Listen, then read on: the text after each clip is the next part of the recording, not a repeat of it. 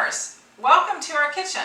We love to cook together, and tonight we invite you on our adventure as we prepare Penne alla vodka from the first Kirk book, recipe from Virginia Anthony, roasted broccoli, grilled chicken, and a wonderful fig, goat cheese, and arugula salad. I'm making the penne, and the first thing to do is mince some garlic. Lots of garlic. So I've gone ahead and taken the papery skins off of these others, and I'm just going to start mincing.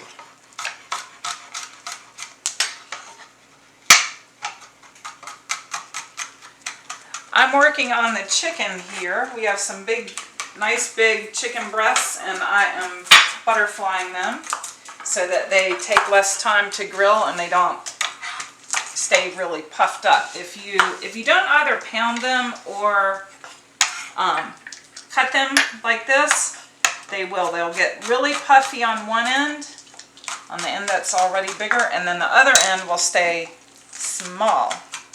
And I'm going to put some Greek seasoning on. I'm going to get this next one cut, and then I'm going to wash my hands, and then I'll put some Greek seasoning on them.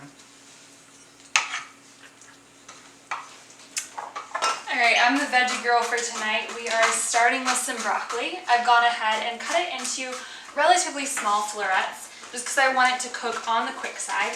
Oven is preheated to 450, well 425, 450, somewhere in that range. It's totally fine to have a good bit of stem on the broccoli. Just make sure it's cut relatively thin. It's tasty on its own. We're going to go ahead and toss all of this broccoli onto a baking sheet without dropping it on the floor, hopefully. And the fun part about this, honestly, with any roasted vegetable is you can mix it up, make it your own, do whatever you want with it. So what I'm going to do, I'm going to grab the olive oil real quick. Is we're going to drizzle it with a little bit of olive oil. You don't need too much. It's coming out slowly, I promise. I'm not putting that much on.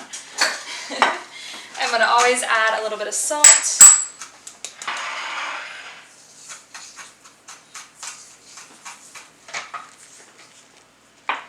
Then I'm going to add a squeeze of lemon juice. You can also add some vinegar. I have some balsamic over here.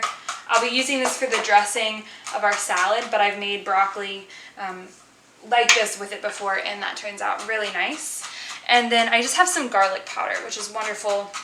Loosen up. Okay, it's wonderful on lots of roasted veggies. Just giving it a generous, we'll say medium generous sprinkling. And then a nice grinding of pepper on top of it all. Okay, so get in there with your hands, get it all tossed up. Or find the family member that doesn't mind getting their hands oily. We have a neighbor kid who comes over here, well, who did come over here before the pandemic started, almost daily looking for roasted broccoli or other roasted vegetables. She didn't eat vegetables much at all before she found this at our house. Now we make extra for her. Or we did before the pandemic. Yeah. No, it makes me so sad when people say they don't like vegetables and they've never tried them roasted like this, because it's a really simple way to preserve the nutrient density but make something that's delicious, and your food should be both nutritious and delicious. Okay, that's a little cheesy, but I'm going to go ahead and pop these in the oven. Dad, would you mind opening it since my hands are oily? Awesome. Okay. Sliding it in there. Would you close it? Thank you. So that's going to take about 10 to 15 minutes. I'll check it periodically. It'll be different depending on your oven. Just keep an eye on it. And while that's happening, I'm going to go ahead and sprinkle some Greek seasoning onto the chicken. I'm going to do both sides. Actually, let's go over here to the stove. And I'll go ahead while I'm doing that and put it on this pan that I've got really, really hot already. I've got 2 sections of the stove turned on, and it doesn't heat the pan quite evenly, but it does a pretty good job, and since I can move stuff around, it works pretty well. This is a great alternative to going out in the heat and grilling, or to, grilling when you otherwise don't want to or can't get out there. This Greek seasoning is really tasty, and I think it'll go great with the penne alla vodka.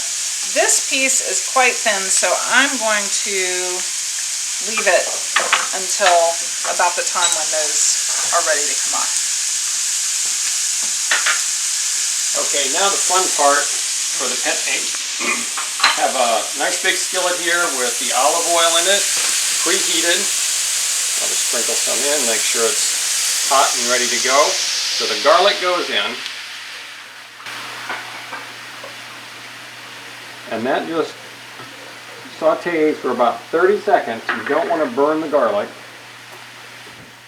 Now I'm going to put in the vodka. So this is vodka, it goes right in. Oh, I'm going to turn on the fan. It can be kind of exciting.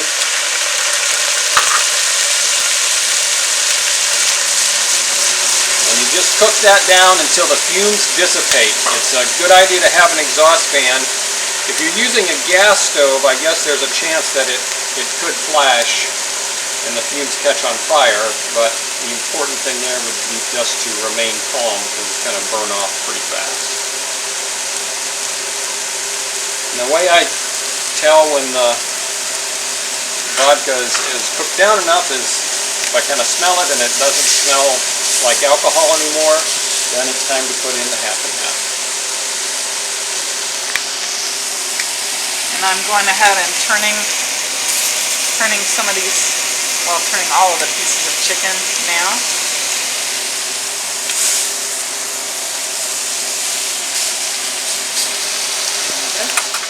Next I'll add the half and half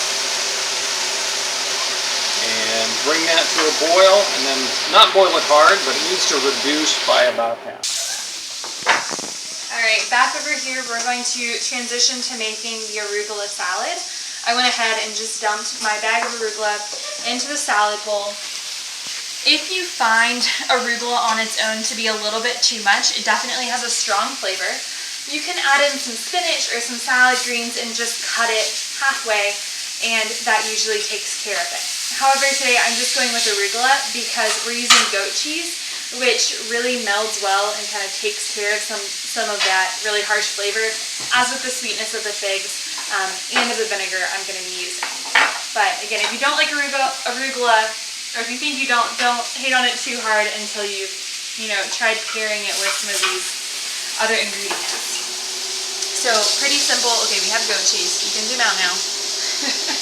We are going to just use a fork and grate, we'll say it's grating, crumble up this goat cheese. Just however much of it you would like. And then I'm going to try to dump it on here without making a mess.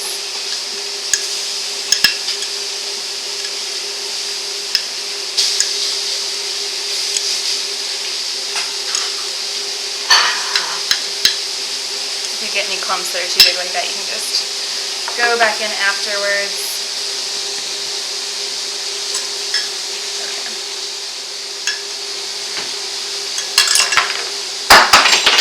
A little drama as I throw the fork onto the ground. It's okay.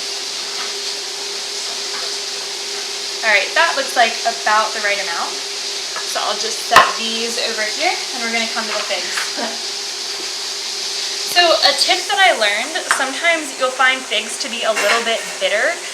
If you just cut off this stem and get, I don't know, that much of the flesh as well as the fig begins, you generally take care of that bitterness. However, I have not even found most figs to be bitter, so I guess it just depends on the ones you get.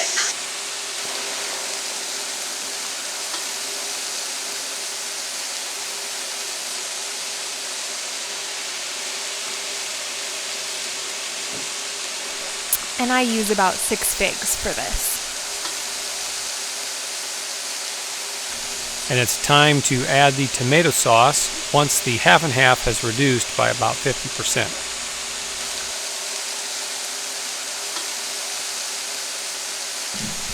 So I will stir in the tomato sauce to make a nice, beautiful pink sauce here.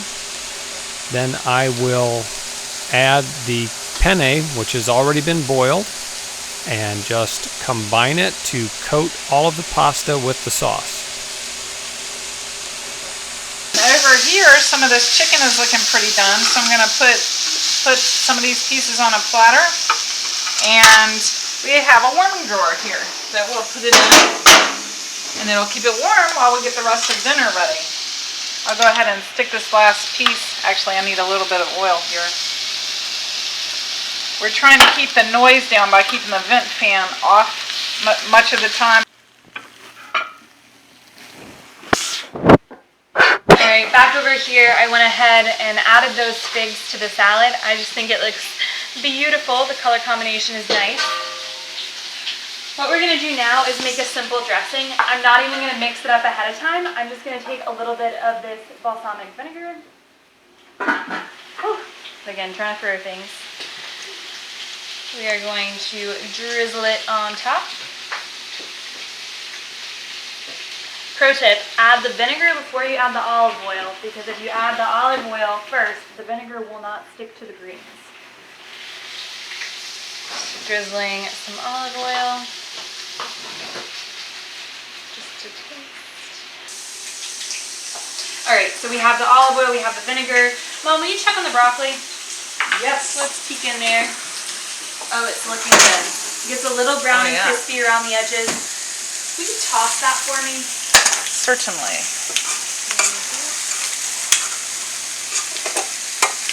Oh, it looks fabulous.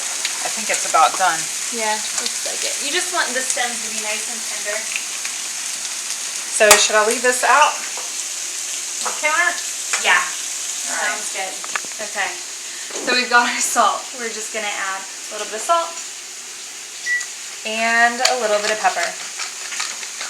This would also really be good with like a honey vinaigrette of some kind. Honey goes really nice with the goat cheese and the figs as well, but super simple. There we go.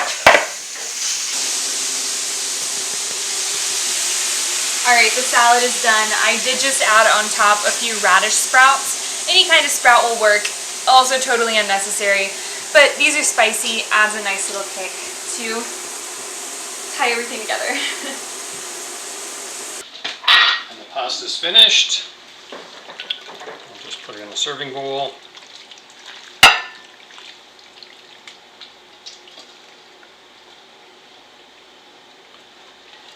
Scrape down every bit of garlicky goodness, and I'm going to top it with some grated Parmesan cheese. And it's, of course, maybe like to pass this around and have it on the table too for people to add more. We got the broccoli. If you want, you can add an extra squeeze of lemon, even a little Parmesan cheese, but otherwise it's all done. And the chicken. These are all recipes that we love, and the penne alla vodka is one of our very favorite quick, yummy recipes that Phil sometimes makes when he comes home from work and I don't have dinner ready. And I have actually tried making a different penne alla vodka recipe with fresh tomatoes that I roasted, and it took lots of time and love, and it wasn't as good. So we just stick with this one. Thanks, Virginia. That recipe is in With Glad and Generous Hearts, the very first Kirk cookbook. And if you'd like the full text of this recipe and many other delicious recipes, just click the link below it. Oh, no, we don't have any of that. Sorry, I've been watching way too much YouTube lately.